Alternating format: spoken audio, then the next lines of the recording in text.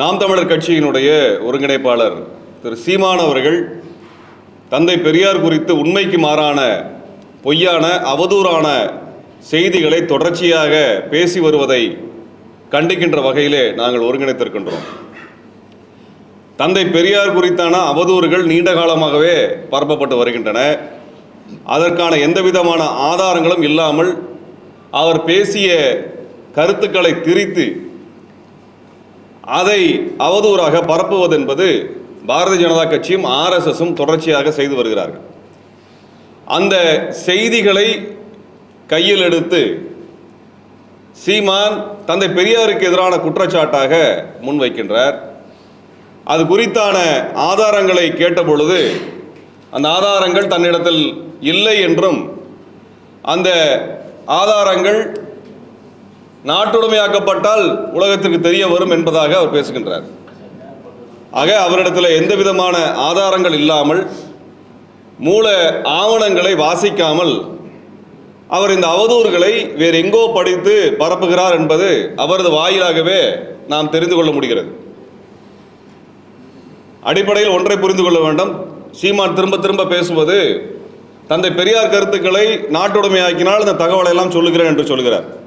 நாட்டுடைமையாக்குவது என்பது என்னவென்றால் ஒருவருடைய கருத்துக்களை அனைவரும் அனைத்து பதிப்பகங்களும் பதிப்பிக்கலாம் என்பதாகத்தான் நாட்டுடைமையாக்குவதோட அர்த்தமாக இருக்கிறது.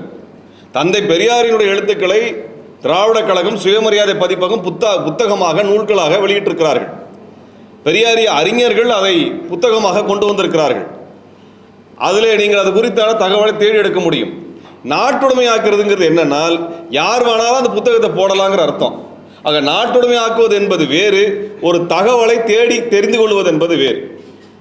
ஆகவே இந்த தகவலை தேடி தெரிந்து கொள்வதற்கு பெரியாரினுடைய இயக்கமாக இருக்கக்கூடிய திராவிட கழகம் சுயமரியாதை பதிப்பகம் புத்தகத்தை வெளியிட்டிருக்கிறது. அந்த புத்தகத்தில் எடுக்கலாம்.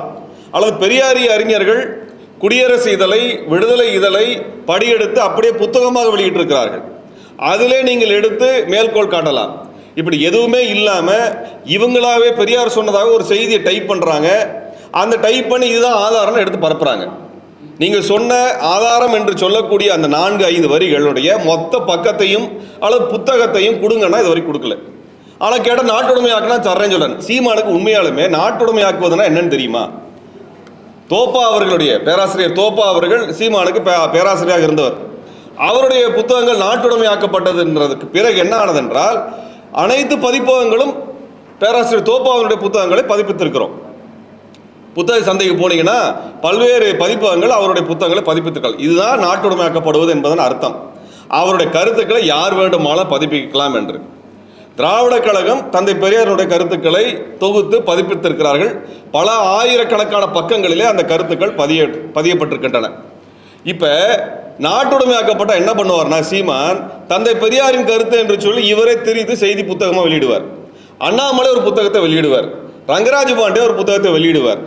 RSS ஒரு புத்தகத்தை வெளியிடுவாங்க. இதெல்லாம் தந்தை பெரியாரோட உண்மையான கருத்தா இல்லையா என்பதை மறுபடியும் மூல புத்தகத்தை தேடி நாம் போக வேண்டியிருக்கும். இப்போ நம்ம கண்ணுக்கு முன்னாடி இந்த புத்தகங்கள் மூல ஆவணங்கள் இருக்கக்கூடிய கருத்துக்களையே திரித்து இவங்க அவதூறாக பரப்பும் பொழுது ஒரு கட்சியினுடைய தலைவர் அவர் 6%, 7% வாக்கு வாங்கியிருக்கேன்னு சொல்கிறாரு. அவரே இவ்வளோ தூரம் பொய்யாக ஒரு தகவலை பரப்பும் பொழுது இது நாட்டுடைமையாக்கினால் இவருடைய தந்தை பெரியாரோட கருத்துக்களை வரிக்கு வரி திருத்தி இவர்கள் திரிப்பார்கள் என்பது அம்பலமாக இருக்கிறது. ஆக நாட்டுடைமையாக்குவதற்கு என்பதற்கும் ஆதாரம் என்பதற்கும் எந்த சம்பந்தமும் இல்லை. சீமான் கையில் ஆதாரம் இல்லை. வாய்க்கு வந்ததையும் RSS அமைப்பு பாரதிய ஜனதா கட்சி அமைப்பு வெளியிட்ட புத்தகத்தில் இருந்து அல்லது அவர்கள் வெளியிட்ட பரப்பிய அவதூறிலிருந்து எடுத்து சீமான் பேசியிருக்கிறார்.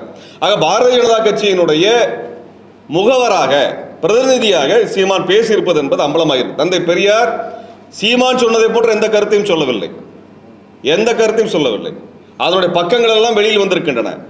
அவர் என்ன தந்தை பெரியார் என்ன சொல்லுகிறார் என்றால் உலகத்திலே திருமண முறை என்பது ஒவ்வொரு இடத்திலும் ஒவ்வொரு நாட்டிலும் ஒவ்வொரு சமூகத்திலும் வேறு வேறாக இருக்கிறது.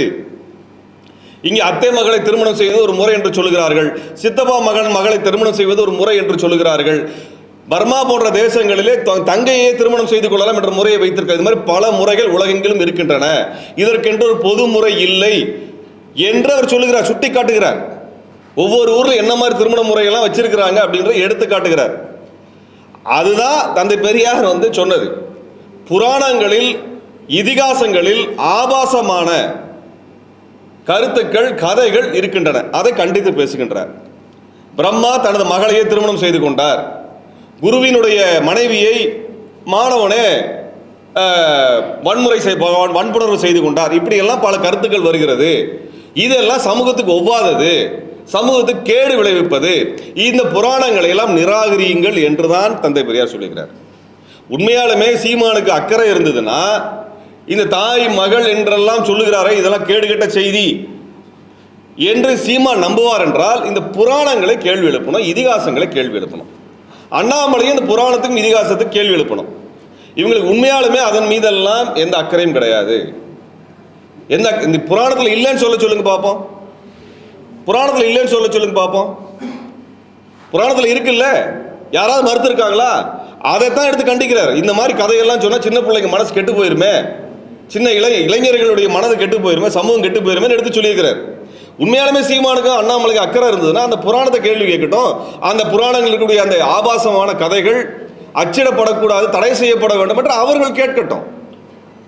ஆக இது என்னன்னா, சீமான் ஒரு கருத்து சொல்லுவாராமா, ஆதாரத்தை கேட்டால் சீமான் இல்லைன்னு சொல்லுவாராமா, உடனே அண்ணாமலை அடுத்த நாள் எங்ககிட்ட ஆதாரம் இருக்கு தேவைப்படாத வெளியிடுன்னு சொல்றாமா. அண்ணாமலை தயவு செஞ்சு ஆதாரத்தை வெளியிடுங்க, யோகியமாக இருந்தால் வெளியிடுங்க.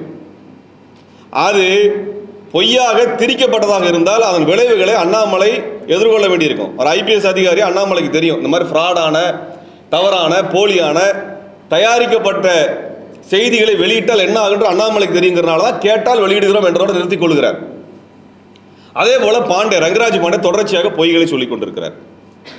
பொய்யை பரப்புவது மட்டும் வேலை ஒன்றும் இல்லை. அவர் என்ன சொல்றாருன்னா, ஸ்ரீரங்கம் கோயிலுக்கு இஸ்லாமியர்கள் படையெடுத்து வந்தாங்க, அந்த கோயிலுக்குள்ள வரக்கூடாது என்று தடுத்த பக்தர்கள் 12,000 பேர் தலையை வெட்டினார்கள் என்று அவர் பேசுகிறார்.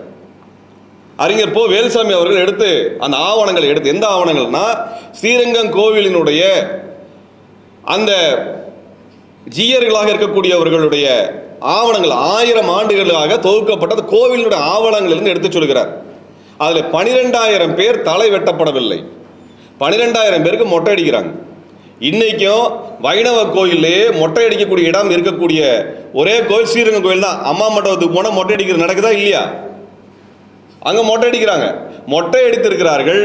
அதற்கு பிறகு அந்த கோவிலில் ஒரு பார்ப்பனர் இந்த படையெடுத்து வந்த இஸ்லாமிய மன்னனுக்கு, படை தளபதிக்கு உதவியாளராக போய் சேர்ந்திருக்கிறார். இதெல்லாம் ஆவணமாக அந்த கோவிலில் இருக்கக்கூடிய ஆவணத்தை எடுத்து வெளியிட்டிருக்கிறார். ஆனால் ரங்கராஜ் பாண்டே என்ன பேசுறாரு? 12,000 பேர் தலையை வெட்டினாங்க. ரங்கராஜ் பாண்டே மேலே வழக்கு பதிவு செய்யணும், திமுக அரசு செய்யாது. சீமானை நேரம் சிறையில் தள்ளியிருக்க வேண்டும், அதை செய்யலை. இது மாதிரி பொய்யான தகவலை மக்களுக்குள்ளாக பரப்பி பதட்டத்தை உருவாக்குவதும், சமூகத்திற்குள்ளாக முரண்பாடுகளை கொண்டு வருவதும், தமிழ்நாட்டில் எல்லோரும் முன்னேறுவதற்காக, கல்வி உரிமைக்காக, வேலை வாய்ப்பு உரிமைக்காக பாடுபட்ட, சுயமரியாதைக்காக பாடுபட்ட தந்தை பெரியார் இழிவு செய்யறதெல்லாம் வேடிக்கை பார்த்துட்டு இருக்குது. இந்த நபர்களெல்லாம் பிடிச்சி உள்ள போட வேண்டாமா? இவர்களை கைது செய்ய வேண்டாமா? ரங்கராஜ் பாண்டே மேல கைது செய்ய வேண்டாமா? இப்படி ஒரு அவதூறு 12,000 பேரை இஸ்லாமியர்கள் படையெடுப்பாளர்கள் தலையை வெட்டி கொண்டாங்கன்னு ஒரு அபாண்டமான பொய்யை பரப்புறார். இதை கேட்கக்கூடியவங்க என்ன நினைப்பாங்க? சக இஸ்லாமியரை விரோதியா நினைப்பாங்க. ஆனா ஆவணத்தில் அப்படி இல்லை, கோயில் ஆவணத்தில் அப்படி இல்லை. யாராவது கேள்வி கேட்ட அரசு வழக்கு பதிவு செஞ்சுதா? ரங்கராஜ் பாண்டேனுடைய அப்பா தவறியதற்காக முதல்ல நேரம் வீட்டுக்கு போய் துக்கம் கேட்கிறார். முதல்வர் அவர்களே, இப்படி ஒரு அபாண்டமான ஒரு பொய்யை இஸ்லாமியர்களுக்கு எதிராக ரங்கராஜ் பாண்டே பரப்பியிருக்கிறார், சீமான் பரப்பியிருக்கார். 2 பேர்த்து மேலேயும் நீங்க நடவடிக்கை எடுக்கல. சீமானை குறித்து சொல்ல வேண்டும் என்றால் தொடர்ச்சியாக அவதூறு செய்வதை மட்டுமே, பொய்யை பேசுவது மட்டுமே அரசியல் செஞ்சுட்டு இருக்கிறார். அவருக்கும் தமிழ் தேசியத்திற்கும் எந்த தொடர்பும் இல்லை.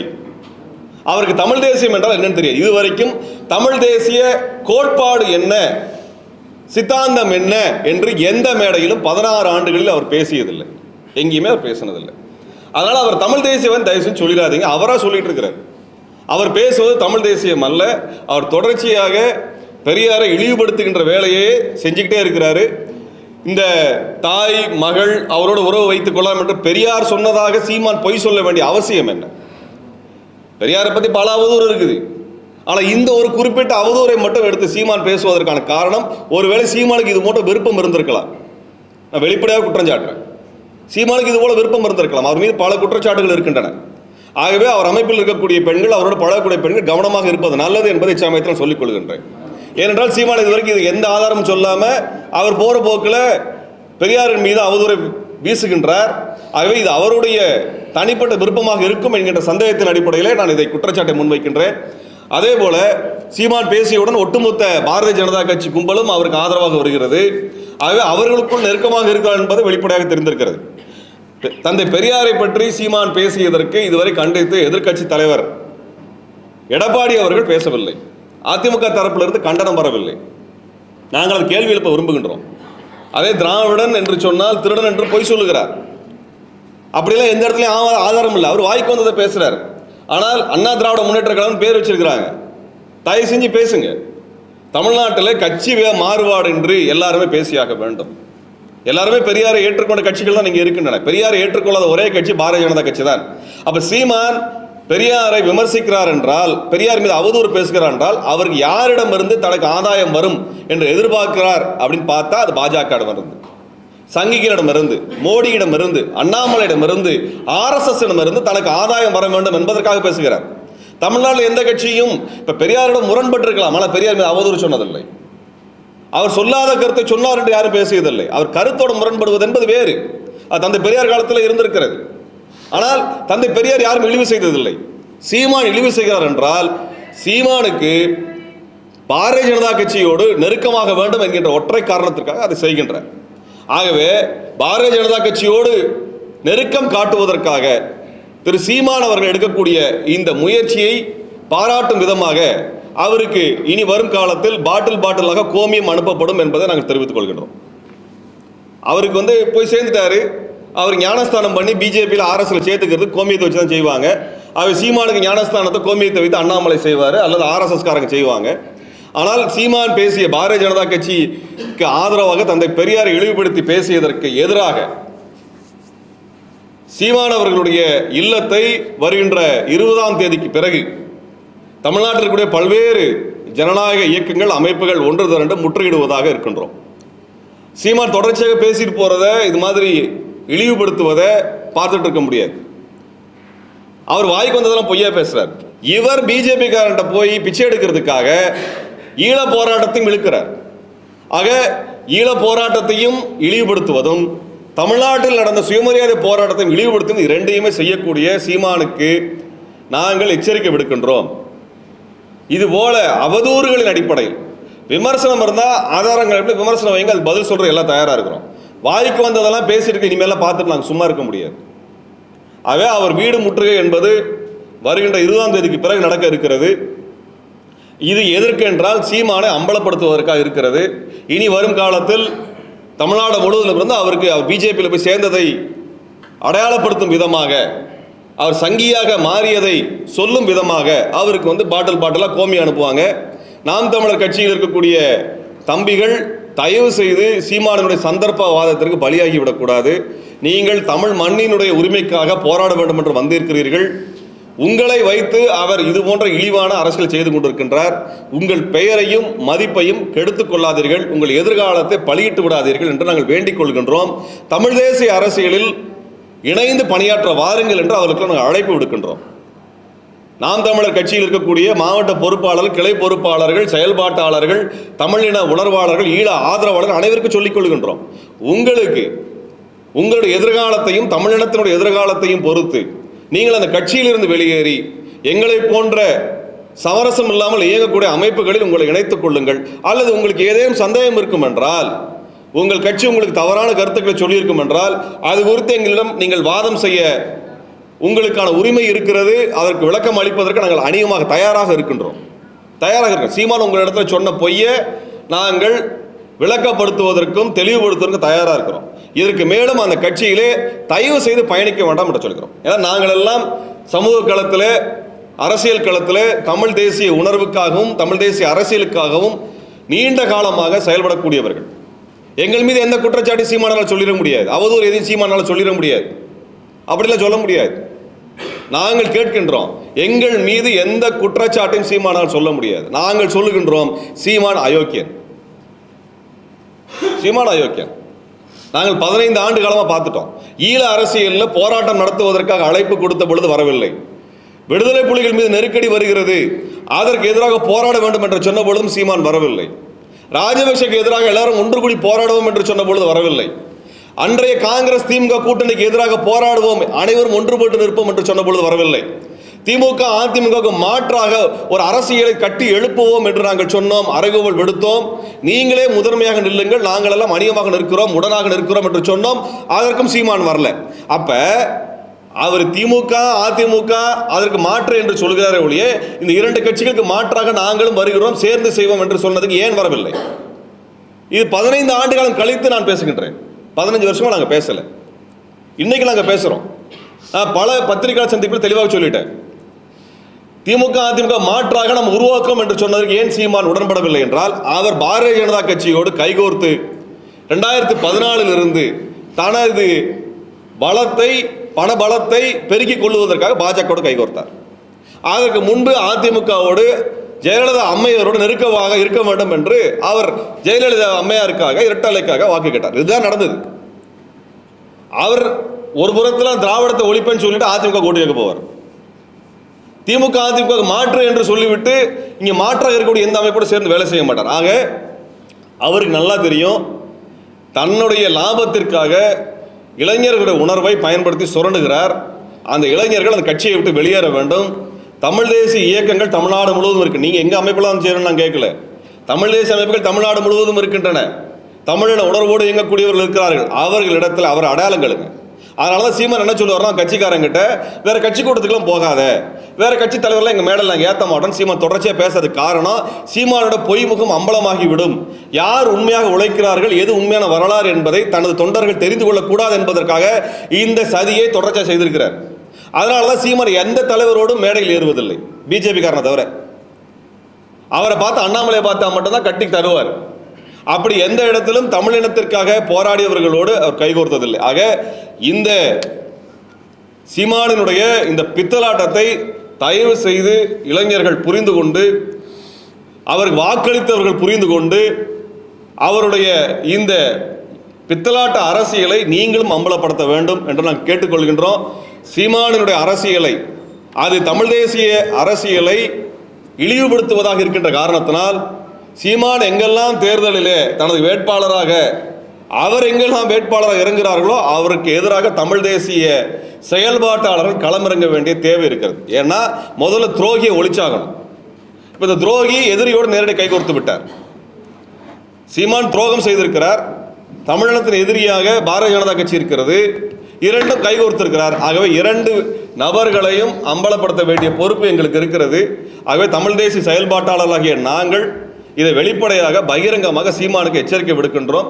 நாங்கள் இனிமேல் சீமான நீங்கள் திருத்திக்கோங்கலாம் கேள்வி வைக்கிற மாதிரிலாம் இல்லை. அவர் திருத்தினா திருத்தலனா எங்களுக்கு அதை பற்றி பிரச்சனை இல்லை. அந்த நபர் அரசியலில் இருந்து அப்புறப்படுத்தப்பட வேண்டிய அம்பலப்படுத்த வேண்டிய நபர். நாங்கள் 20ஆம் தேதிக்கு பிறகு முற்றுகையிடுகின்றோம். அதற்கப்புறம் தொடர்ச்சியான செயல்பாடுகள் தெரிவிக்கப்படும். அவரிடமிருந்து தமிழ்நாட்டு இளைஞர்களை பாதுகாப்பதற்காக, அவர் செய்யக்கூடிய இந்த பித்தலாட்டத்திலிருந்து தமிழ்நாட்டு இளைஞர்களை பாதுகாப்பதற்கான பிரச்சாரங்களை தமிழ்நாடு முழுவதும் நாங்கள் எடுக்க இருக்கின்றோம். அவர் எந்த இடத்திலும் இது போன்ற அவதூறுகளை பேசினால் கடுமையான விளைவுகளையும் கடுமையான எதிர்ப்புகளையும் தமிழ்நாடு முழுவதும் அவர் எதிர்கொள்ள வேண்டியிருக்கும் என்பதையும் இச்சமயத்தில் சொல்லிக் கொள்கின்றோம். அதே சமயத்தில் திமுக அரசு, திராவிட மாடல் அரசு என்று சொல்லுகின்ற திமுக அரசு, தந்தை பெரியாரை நாங்கள் வழிகாட்டியாக வைத்திருக்கிறோம் என்று பேசுகின்ற திமுக அரசு இதுவரை சீமான் மீது நடவடிக்கை எடுக்கவில்லை. நீதிமன்றம் கேட்கிற வரைக்கும் அமைதியாக இருக்குது. அப்போ சீமானுக்கும் திமுகவுக்கும் என்ன உறவு என்று நான் கேட்க வேண்டிய நிலைக்கு எங்கள் தள்ளிவிடாதீர்கள். வெளிப்படையாக சொல்றோம்.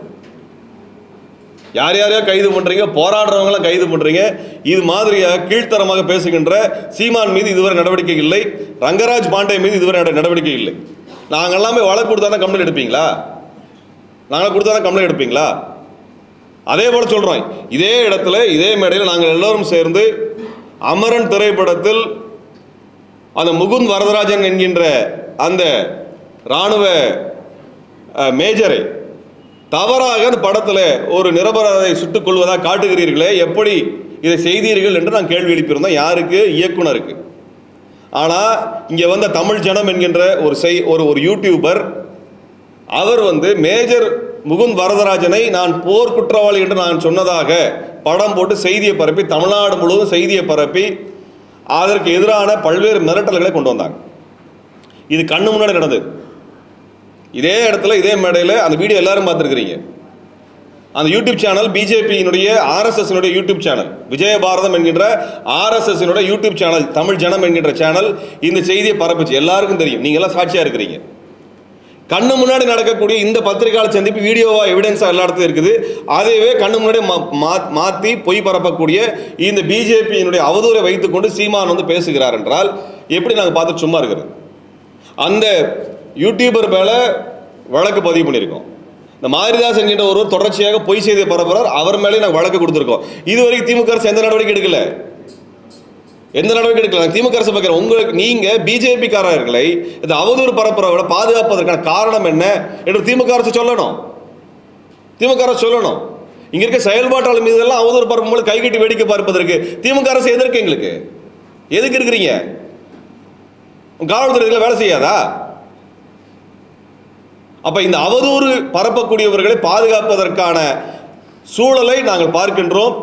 நேற்றுக்கு வேலூர்ல போய் கம்ப்ளைண்ட் கொடுக்க போன திராவிட விடுதலை கழக தோழர்களை மிக கடுமையாக அந்த மாவட்ட டிஎஸ்பி நடத்தியதாக அவங்க அதிகாரப்பூர்வமாக அறிக்கை வெளியிட்டு இருக்கிறார்கள். எதுக்கு? சீமான் மேல வழக்கு பதிவு பண்ணுங்க கம்ப்ளைண்ட் கொடுத்ததற்கு. அப்ப நாங்க என்ன கேட்கிறோம்னா, இது என்ன விதமான சட்ட ஒழுங்கு அல்லது காவல்துறையினுடைய செயல்பாடு இருக்கிறது கேள்வி எழுப்ப விரும்புகின்றோம். ஆகவே ஒருபுறம் சீமானினுடைய இந்த அவதூறுக்கு கடுமையான எதிர்ப்பையும், வருகின்ற 20ஆம் தேதிக்கு பிறகு ஒரு தேதியில முற்றுகை போராட்டத்தை, அவர் இல்ல முற்றுகை போராட்டம் தமிழ்நாடு இருக்கக்கூடிய முற்போக்கு ஜனநாயக அமைப்புகள் இணைந்து நடத்த இருக்கின்றோம். அவருக்கு கோமியம் அனுப்புகின்ற பணியையும் தோழர்கள் செய்வார்கள். அவர் கோமியத்தை குடித்து விட்டு அண்ணாமலையோடும் அவருக்கு நண்பராக இருக்கக்கூடிய இதர பாஜகவினரும் சேர்ந்து கோமியத்தை குடிச்சிட்டு இதுக்கப்புறம் அவர் என்ன வேணா பேசுறதெல்லாம் பேசட்டும். ஏன்னா அவருக்கு சாப்பாடு ரொம்ப பிடிக்கும், குடிக்கிறது ரொம்ப பிடிக்கும். அதனால கோமியத்தை குடிச்சிட்டு இதுமேல் இப்போ என்ன வாய்க்கு வர போய் அவர் பேசுறத பற்றி எங்களுக்கு எந்த வருத்தமும் கிடையாது. ஆனால் தமிழ்நாட்டு மக்கள் அவர் பாரதிய ஜனதா கட்சியோட முகவர் என்பதை தயவுசெய்து புரிந்து கொள்ளுங்கள் என்பதற்காகத்தான் அதை சொல்லுகின்றோம். தொடர்ச்சியாக போராட்டம் நடக்கும் என்பதை இச்சமயத்தில் தெரிவித்துக் கொள்கிறோம். ரங்கராஜ் பாண்டேவின் மீதும் நடவடிக்கை எடுக்க வேண்டும் என்பதை சொல்லிக் கொள்கின்றோம். நன்றி. விமர்சனம் இல்லைங்க, அவதூறு.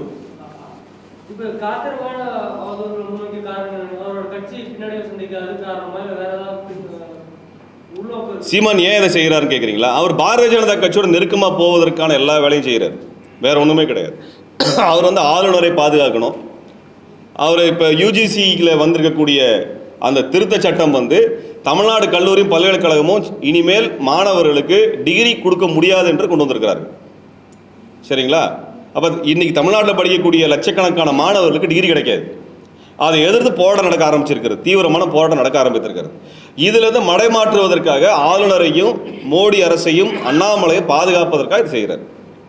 இது தவிர பிஜேபியோட நெருக்கமாக இருக்கலாம், அவர் கூட்டணி வைக்கலாம், அல்லது தூரமாக நின்று கொண்டு பிஜேபிக்காக வேலை செய்யலாம், வேற ஒன்றுமே கிடையாது.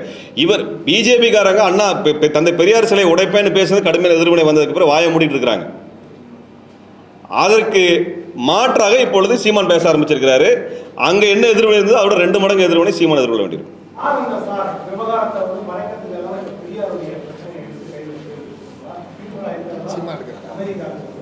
அது ஒருவேளை சீமான்ட்ட நீங்க கேட்கணும், யார் அந்த சாருங்கிற மறைக்கிறதுக்காக சீமான் அந்த மாதிரி மடம் மாத்திருக்காரான்னு கேட்கலாம். நாங்கள் ஒன்றே ஒன்று தான் சொல்கிறோம், அது அந்த யூனிவர்சிட்டிக்கு யார் சான்சலர், ஆளுநர், யார் பொறுப்பாளர், ரெஜிஸ்ட்ரர், அங்கே டீன் இருக்கிறாங்க, இவங்களெல்லாம் கைது பண்ணி விசாரிங்க. அதுதான் எங்களுடைய நிலைப்பாடு. அதாவது ஒன்று, நான் பல்கலைக்கழகத்தில் போராட்டம் நடத்தினவன், அதுக்காக நான் தண்டனை அனுபவிச்சவன். எனக்கு யூனிவர்சிட்டி எப்படி ஒர்க் பண்ணுங்கிறது தெரியும். இதில் வந்து யூனிவர்சிட்டி நிர்வாகம் பண்ணுறது இந்த அதிகாரிகள். அப்போ இந்த அதிகாரிகள் மீதான நடவடிக்கை இல்லை, இந்த அதிகாரிகள் மீது நடவடிக்கை வேண்டும் என்பதை நாங்கள் ஏற்கனவே பதிவு பண்ணிட்டோம். அதை ரெண்டாவது, ஏன் வைஸ் சான்சலரை போடலை, அது ஆளுநர் பொறுப்பு. ஆளுநர் ஆப்போசிட் கேம்பஸ் தான் இருக்கிறார், அங்கே அத்தனை போலீஸ் இருக்குது. சரிங்களா? அவர் ஏன் ஆளுநர் இதுக்கு பொறுப்பெடுக்கலை? ஆளுநர் கேம்பஸாக போய் பேசுகிறார், அரசியல் பேசுகிறாரு, ஆளுநர் பொறுப்பெடுக்கணும். அப்போ ஆளுநர் மீதும் விசாரணை வேண்டும். ஏற்கனவே ஒரு முறை இதே போல் மதுரை காமராஜர் பல்கலைக்கழகத்தில் இதே போன்ற குற்றச்சாட்டு வந்த பொழுது ஆளுநருடைய பெயரும் வந்தது. அந்த ஆளுநர் மாற்றலாகி போயிட்டார். அந்த ஆளுநர் மேலே விசாரணை இல்லாமல் போயிடுச்சு. அந்த ஆளுநர் அதுக்கப்புறம் வாயவே திறக்கல, அந்த குற்றச்சாட்டு வந்ததுக்கப்புறம். அப்போ இந்த பல்கலைக்கழக கேம்பஸில் பெண்களுக்கான பாதுகாப்புக்கு என்ன இருக்கிறது என்ற கேள்வி எழுப்புகிறோம். அதனால தான் சொல்கிறோம், பல்கலைக்கழகங்களை நிர்வாகம் பண்ணக்கூடிய பொறுப்பை ஆளுநர் கையில் கொடுக்காமல் அதை மாநில அரசின் கையில் கொடுங்கள். அதான் எங்கள் கோரிக்கை.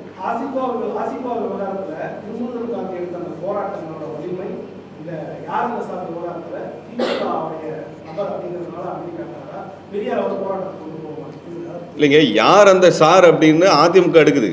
எங்கள் கோரிக்கை அதோட பெருசு. இதே மன்றத்தில் வச்சு நாங்கள் பேசியிருக்கிறோம். ஒருத்த நாட்டில் கூட்டுப்பாலியல் நடந்திருக்கு, என்ன நடவடிக்கை எடுக்கணும்னு கேட்டோம். அதுக்கான ஆர்ப்பாட்டம் பண்ணோம். தமிழ்நாட்டில் தொடர்ச்சியாக பெண்கள் மீது நடக்கக்கூடிய வன்முறை குறித்து இது வரைக்கும் இந்த ஆட்சி, திமுக ஆட்சி வந்ததுக்கு அப்புறமே எத்தனையோ பல போராட்டங்கள். இந்த அண்ணாமலை விஷயத்துக்கும் அண்ணா யூனிவர்சிட்டி விஷயத்துக்கும் நாங்கள் அதை பேசுவோம். சரிங்களா? அப்போ இது தொடர்ச்சியாக நடந்துக்கிட்டே இருக்குதுங்க. இதுக்கு ஏதோ ஒரு முடிவு வேணும். காவல்துறை அதிகாரி பொறுப்பெடுக்கணும். கமிஷனர் பேசுகிறார், பொறுப்புடன் அது குறித்து பேசணும். எல்லாம் ப்ரெஸ், இதுக்கு முன்னாடி எத்தனை இடத்துல போலீஸ் ஆஃபீஸர்ஸ் ப்ரெஸ் மீட் வைப்பாங்க, அப்படி நாங்கள் பார்க்கல. இப்போ அவங்க எல்லாத்தையும் ப்ரெஸ் மீட் எல்லாத்தையும் பேசிட்டே இருக்கிறாங்க. எங்களுக்கு தேவை நடவடிக்கைகள். இந்த கேம்பஸ் எல்லாமே காவல்துறை பொறுப்போ நிர்வாக பொறுப்போ 2 பேர் தான் இருப்பாங்க இல்லைங்களா? அப்போ 2 பேருக்கு மேலே நடவடிக்கை இல்லை அப்படிங்கிறத நாங்கள் திமுக அரசு மேலே குற்றச்சாட்டாக வைக்கிறோம். அதான் எங்கள் குற்றச்சாட்டு.